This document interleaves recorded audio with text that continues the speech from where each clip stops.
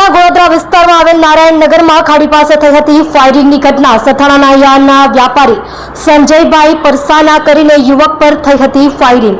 સંજયભાઈ પરસાનાને પાછળથી ફટાકડા ફૂટવા જેવો અવાજ આવતા ઈજા થતા સ્મીમેર હોસ્પિટલમાં જતા તો ખબર પડી કે કોઈક ઈસમે ગોળી મારી છે, જેમાં ગોધરા પોલીસ દ્વારા ગુનો નોંધી આગળની તપાસ હાથ ધરી છે.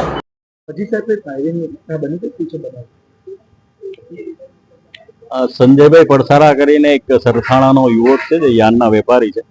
એ અહીંયા નારાયણનગર ખાડી પાસેથી પસાર થતા હતા. દરમિયાન પાછળથી એને કોઈ ફટાકડા જેવો અવાજ આવેલો એટલે અહીંયા એને નીચે ઉતરીને જોયું, તેની પીઠ પાછળ ઈજા હતી. એટલે એમને અહીંથી એમના જે માસિયાઈ ભાઈ છે એ અહીંથી હોસ્પિટલ લઈ ગયેલા. ત્યાં લઈ ખબર પડેલી કે એમના પીઠ પાછળ ગોળી વાગેલી છે, જે સંબંધે એનું હાલ ઓપરેશન ચાલી રહ્યું છે. અને પોલીસ હાલ કઈ રીતે ફાયરિંગ થયું, કોના દ્વારા થયું એ પોલીસ હાલ તપાસ કરે છે. આ સીસીટીવી જોઈ રહી છે પોલીસ.